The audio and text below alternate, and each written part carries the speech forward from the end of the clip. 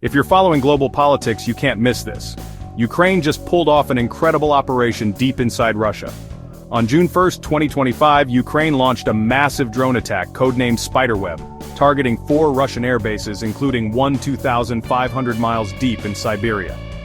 Ukrainian President Volodymyr Zelensky announced that 40 Russian aircraft were hit, costing the Kremlin a staggering $7 billion.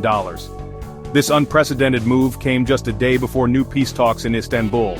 While Ukraine's delegation was headed by Defense Minister Rustem Umerov, Russia sent a junior aide, reflecting low hopes for progress even before the attack. Reactions have been fierce. Some pro-Russian commentators are calling it Russia's Pearl Harbor, while Western analysts see it as a significant blow to Putin's forces.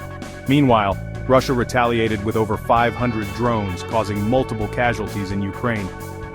As peace talks continue, the world watches closely, with US President Trump threatening to abandon the negotiations if no meaningful progress is made.